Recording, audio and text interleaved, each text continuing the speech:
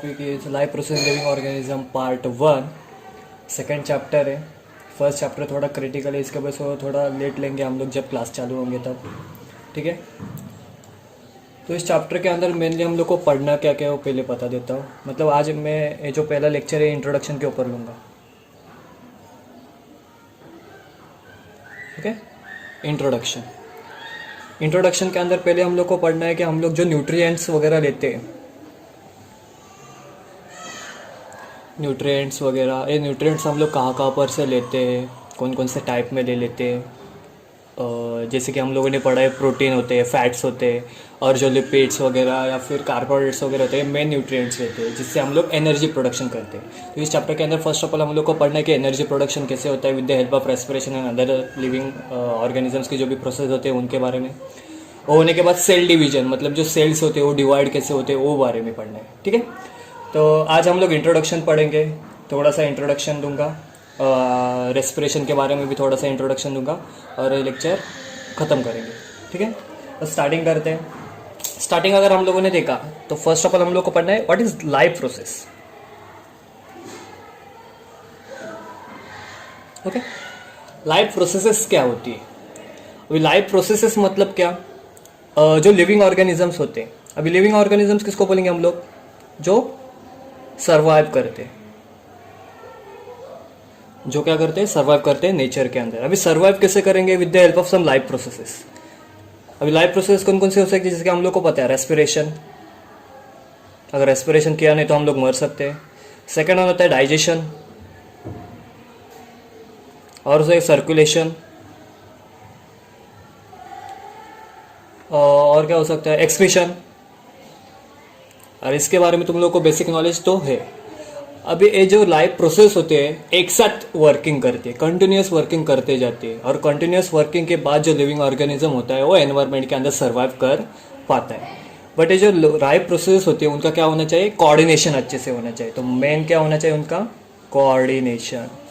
अभी कोऑर्डिनेशन क्या होता है ये तुम लोगों ने 9th के अंदर पढ़ लिया है, तो इसके बारे में कुछ बताने की जरूरत नहीं है। तो जब लाइफ प्रोसेस जो भी होती है जैसे कि रेस्पिरेशन, डाइजेशन और जो सर्कुलेशन वगैरह रहेगा, ये सभी प्रोसेस जब एक साथ वर्किंग करती है with the help of coordination, तब जाके वो जो लिविंग ऑर्गेनिज्म होता है वो क्या करता है? सर्वाइव कर पाता है। मतलब इसका डेफिनेशन क्या आएगा लाइफ प्रोसेस का? The processes which perform by the living organism for their survival such as respiration, circulation, digestion, excretion etc are known as life processes। तो ये नोट डाउन कर लो, ठीक है।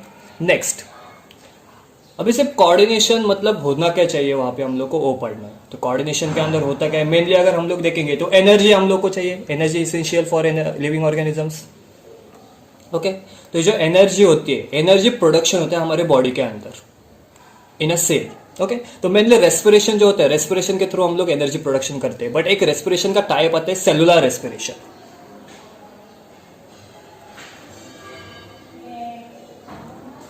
कौन सा टाइप होता है? Cellular respiration. अभी सेलुलर रेस्पिरेशन के अंदर हम लोग एनर्जी प्रोडक्शन करते हैं। वो कैसे करते हैं? With the help of some nutrients, उसका ब्रेकडाउन वगैरह होता है, और ब्रेकडाउन होने के बाद उसका कन्वर्जन होता है ग्लूकोज के अंदर। और जो ग्लूकोज होता है वो ग्लूकोज बाद में उसके ऊपर समय ना रिएक्शंस हो जाते हैं with the help of oxygen, oxidation होता है उसका। ऑक्सीडेशन होने के बाद वहाँ पे एनर्जी प्रोडक्शन होता है, जो हम लोग फर्दर टॉपिक में पढ़ने वाले, ठीक है। तो मेनली हम लोग को पढ़ना है, मेनली तुम लोग को समझा लाइफ प्रोसेस कौन कौन से होते हैं। होने के बाद हम लोग को पढ़ना है अभी ये जो एनर्जी होता है, एनर्जी इसेंशियल है हमारे लिए, तो एनर्जी सोर्स वगैरह रहने चाहिए। तो एनर्जी सोर्स कौन कौन से होते हैं? न्यूट्रिएंट्स होते हैं। कौन कौन से न्यूट्रिएंट्स? मेन इसेंशियल न्यूट्रिएंट्स है कार्बोहाइड्रेट्स, सेकेंड होता है lipids, lipids is nothing but fats, last one is protein.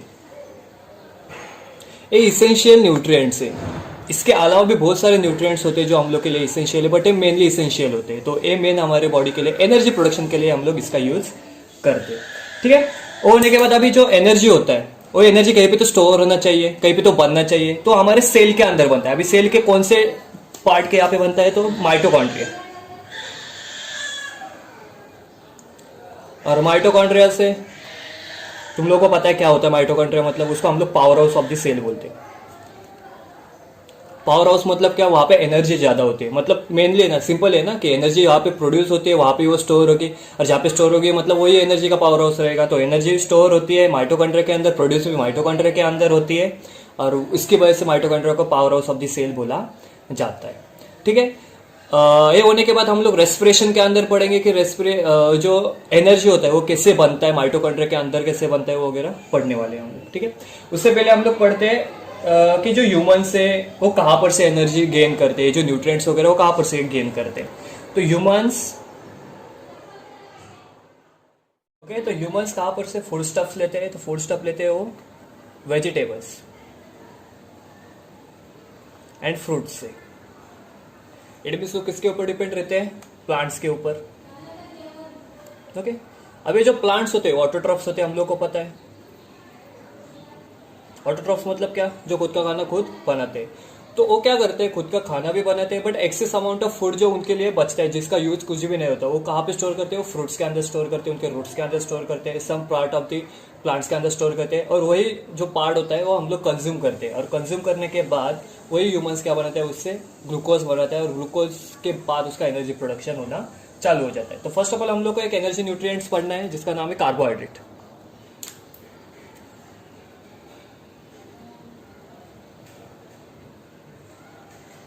Okay. तो कार्बोहाइड्रेट्स फर्स्ट ऑफ ऑल हम लोग को पढ़ना है कि कहाँ कहाँ पर से मिलते हैं। हम लोग को सब एग्जांपल्स लेते हैं, जैसे कि जैगरी हो गया, मिल्क हो गया, फ्रूट्स हो गए, एग्जांपल्स लेते। सभी एग्जांपल नहीं लूंगा, आप लोग बुक्स के अंदर पढ़ सकते हो।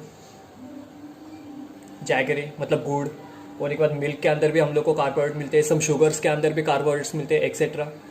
आप एग्जांपल्स देख सकते हो बुक के अंदर, वेजिटेबल्स, पोटैटोस वगैरह दिए हैं हम लोग को। ठीक है। होने के बाद मेनली हम लोग को सीरियल्स से भी मिलता है कार्बोहाइड्रेट। सीरियल्स मतलब कि जो हम लोग जवार, बाजरी वगैरह खाते हैं, गेहूं वगैरह खाते हैं, चपाती वगैरह खाते हैं, वहां पर से हम लोग को कार्बोहाइड्रेट्स मिलता है। अब ये कार्बोहाइड्रेट्स एसेंशियल क्यों है, बिकॉज कार्बोहाइड्रेट जब ब्रेक डाउन होते हैं तो ब्रेक डाउन होने के बाद शुगर बनता है।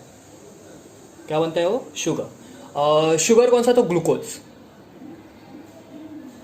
ग्लूकोज की जाती है बट शुगर, और ग्लूकोज के बाद ही हम लोग को क्या मिलता है, वहां पर से एनर्जी प्रोडक्शन करना स्टार्ट हो जाता है। ग्लूकोज के बाद उसका एनर्जी प्रोडक्शन होना स्टार्ट होता है। तो एनर्जी प्रोडक्शन कार्बोहाइड्रेट से, न्यूट्रिएंट्स जो है कार्बोहाइड्रेट से हम लोग को ग्लूकोज मिला, और ग्लूकोज के बाद जब वो सेल के अंदर सेलुलर रेस्पिरेशन करता है with the help of oxygen, oxidation होता है वहां पे, ऑक्सीडेशन होने के बाद वहां पे एनर्जी बनता है। ठीक है। ये होने के बाद अभी अगर हम लोगों ने 1 ग्राम ऑफ कार्बोहाइड्रेट्स अगर हम लोगों ने लिया तो उससे कितनी एनर्जी हम लोग को मिलती है, तो उससे एनर्जी मिलती है हम लोग को 4 kilo calories. 1 gram of carbohydrate से हम लोग को मिलते हैं 4 किलो कैलोरीज। वैसे अनदर टाइप जो होते हैं प्रोटीन्स और फैट्स, उससे भी अलग अलग अमाउंट में हम लोग को एनर्जी मिलती है, जो हम लोग फर्दर पढ़ने वाले हैं। तो फर्स्ट ऑफ ऑल कार्बोहाइड्रेट से हम लोग को कितनी एनर्जी मिलती है, 1 gram of carbohydrates consume 4 kilo calories. Okay.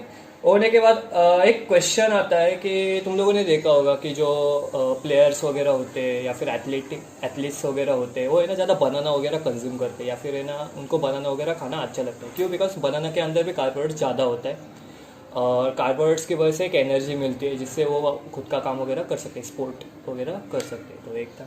ठीक है। वो होने के बाद लिविंग ऑर्गेनिज्म और एनर्जी प्रोडक्शन हम लोग को पढ़ना है।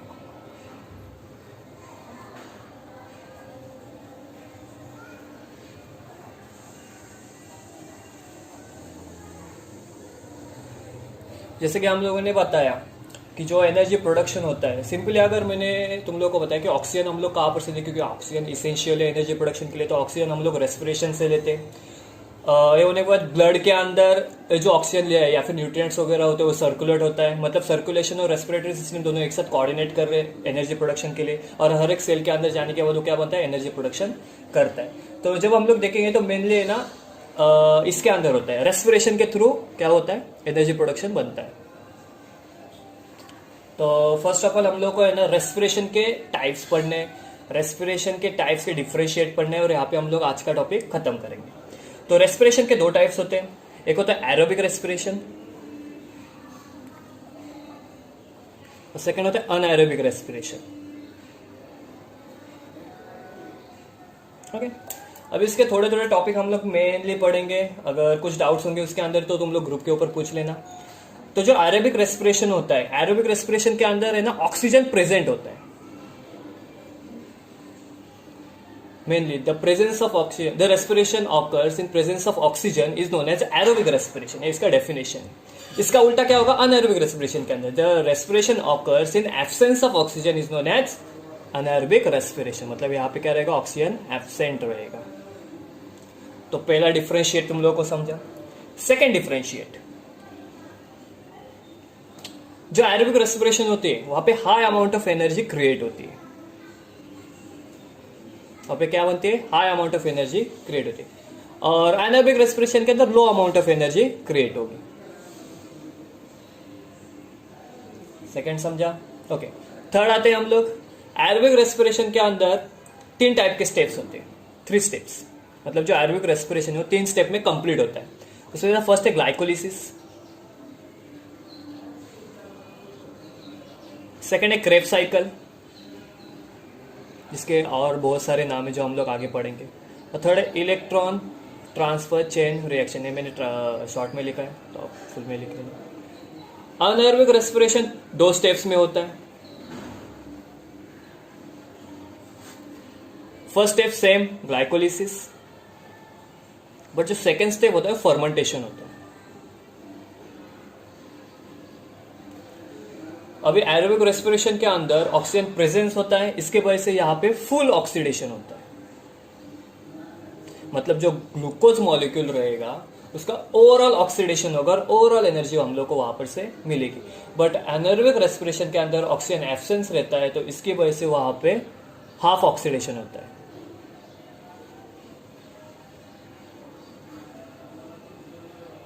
या फिर हम लोग इसको बोलते सकते हैं कंप्लीट ऑक्सीडेशन और इसको बोल सकते हैं इनकम्प्लीट ऑक्सीडेशन. ओके, तो डिफरेंशिएट समझा.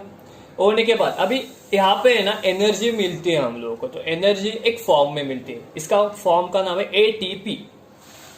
फॉर्म का नाम है एटीपी, जो हम लोग आगे पढ़ने वाले. इसका फुल फॉर्म बता देता हूँ. आई थिंक तुम लोगों को पता है, एडेनोसिन ट्राइफॉस्फेट.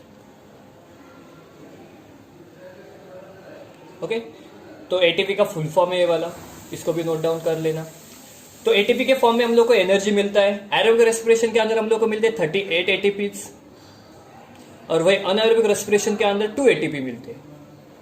अभी हम लोगों ने देखा कि एनर्जी ज्यादा कहाँ पे बनती है, तो एरोबिक रेस्पिरेशन के अंदर बनती है. कितनी एनर्जी बनती है, 38 एटीपीज. एनारोबिक रेस्पिरेशन के अंदर कम एनर्जी बनती है. कितनी बनती है, 2 एटीपीज ओनली. समझा तुम लोग को? तो कैसे एनर्जी ज्यादा और कम हम लोग को दिखाई दी. ओके, अभी एग्जांपल्स बचे. तो एरोबिक रेस्पिरेशन कौन करता है, हम लोग ह्यूमंस करते हैं ना, करते हैं ह्यूमंस. एनिमल्स भी करते हैं. अनएरोबिक रेस्पिरेशन कौन करता है, माइक्रो ऑर्गेनिजम्स करते हैं. सम प्रोटिस्ट वगैरह हुए, अमीबा वगैरह हुआ, वो अनएरोबिक रेस्पिरेशन करता है. ओके, बस.